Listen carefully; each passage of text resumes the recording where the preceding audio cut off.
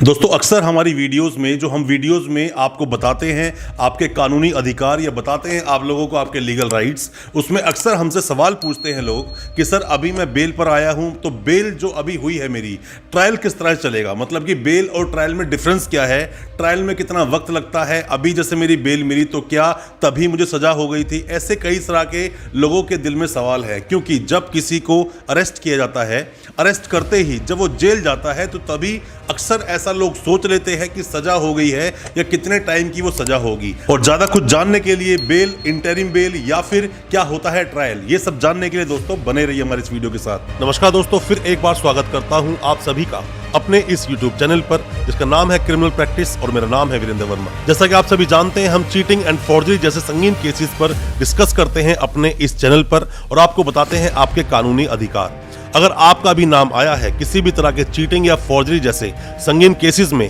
तो हो सकता है कि ये वीडियो आपके बहुत काम का हो, इसलिए वीडियो को अंत तक पूरा देखें। दोस्तों, अपने देश का कानून, अपने देश का संविधान और छोटी मोटी जो लीगल प्रक्रिया होती है या जो आपके अधिकार है वो आपको पता होना बहुत ज़रूरी है, वरना कभी ज़िंदगी की छोटी बड़ी ऐसी परिस्थितियां आएंगी, मुसीबत आएंगी जो कि आपकी पूरी ज़िंदगी को ही हिला कर रख देंगी। उसके लिए आपको अपने आप को तैयार करना बहुत ज़रूरी है और उसमें बिल्कुल आपको मदद करेगी हमारी ये वीडियोज़ जो हम लेकर आते हैं। हम एफर्ट करते हैं, हम कोशिश करते हैं आपको कानूनी जानकार बनाने की। दोस्तों, अगर ये वीडियो आपको अच्छा लग रहा है तो अभी इस वीडियो को लाइक करें ताकि इसी तरह की लाइक से हमें मोटिवेशन मिल सके और प्रोत्साहन मिल सके इसी तरह की लीगल अवेयरनेस की वीडियोस आप तक पहुंचाने के लिए। और आप अगर पहली बार आए हैं हमारे इस चैनल पर, पहली बार देख रहे हैं हमारे इस वीडियो को, हमारे चैनल को अभी सब्सक्राइब करें, साथ में लगा बेल आइकन जरूर दबा दें ताकि इसी तरह की लीगल अवेयरनेस की वीडियोस आप तक पहुंच सके सबसे पहले। दोस्तों, अक्सर हमने कई सारी वीडियोस बनाई, आपके डाउट्स को क्लियर करने के लिए कोशिश की। जब भी आप हमसे हमारी वीडियोस में कमेंट कर पूछते हैं या हमें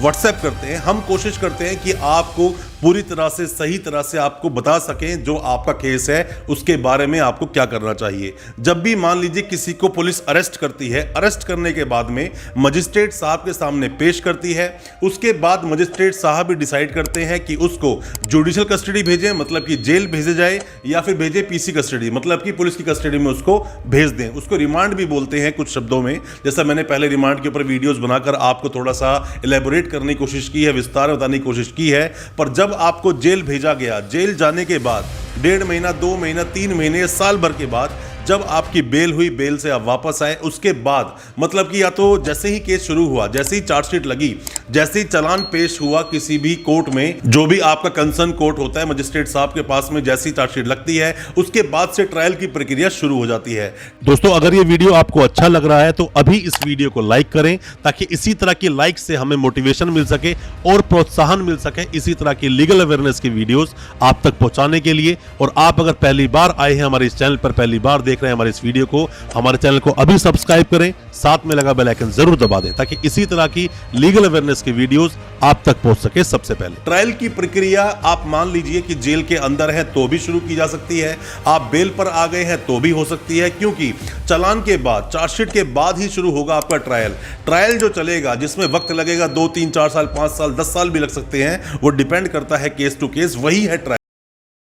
बेल लेकर आए हैं वो परमानेंट सॉल्यूशन नहीं होता है, सिर्फ इतना मतलब है कि अभी आपको बेल पर छोड़ दिया गया है, अब आपका ट्रायल चलेगा, बहुत सारे वहाँ पैरवी होंगी कोर्ट के अंदर, जो प्रोसिक्यूशन है वो अपने एविडेंस पेश करेगा, हम उसको क्रॉस करेंगे, आप अपने एविडेंस दोगे, साथ में वो उसको क्रॉस करेंगे, ऐसे कई सारी प्रक्रिया चलती रहती हैं। और इसके अंदर जो अब केस चलता है, जिस केस में जितने ज़्यादा डाउट्स रह जाते हैं उसी केस के ऊपर वो बरी हो जाता है जो भी उसके अंदर एक्यूज बनाया गया था, और जिसके ऊपर साफ साफ क्लियर नजर आता है, मतलब ओपन एंड शट केस होता है, उसी तरह के जो केसेस होते हैं क्लियर नजर आता है कि ऐसा कुछ क्राइम किया गया है, उसमें ही कन्विक्शन होता है। अक्सर लोग सोच लेते हैं कि छोटा मोटा कोई क्राइम हुआ, हमें 10 दिन के लिए जेल भेजा गया, हालांकि मैंने किया भी नहीं था, बट क्या मुझे कन्विक्शन होगा, क्या मुझे 2 साल, 10 साल, 5 साल कोई भी सजा हो सकती है। दोस्तों, बेल और ट्रायल में बहुत ज़्यादा अंतर होता है। बेल मतलब होता है कि अभी निश्चित समय के बाद जैसे ही चार्जशीट लगाई गई, क्योंकि पुलिस ने पूरी तरह से अपनी इन्वेस्टिगेशन कर ली है,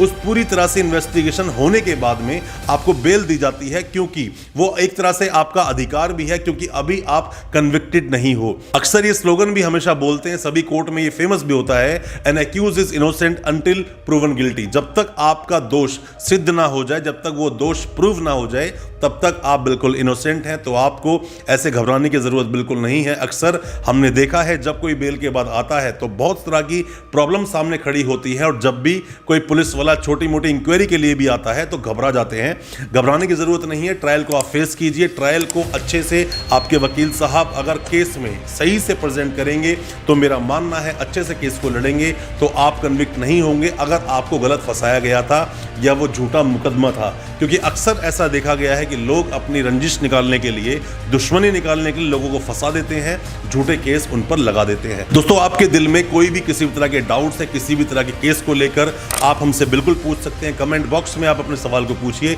या हमें व्हाट्सएप कीजिए, हम उस पर आपको रिप्लाई जरूर करेंगे। और साथ ही कोई परेशानी है तो आप हमसे कॉन्टैक्ट बिल्कुल कर सकते हैं। और दोस्तों, अच्छा लगा आज का वीडियो तो हमारे चैनल सब्सक्राइब करना बिल्कुल ना भूलें, साथ में लगा बेल आइकन जरूर दबा दें ताकि इसी तरह की जो लीगल अवेयरनेस की वीडियोस हम लेकर आते हैं वो आप तक पहुंच सके सबसे पहले। बहुत बहुत शुक्रिया दोस्तों, धन्यवाद हमारी वीडियो के साथ बने रहने के लिए।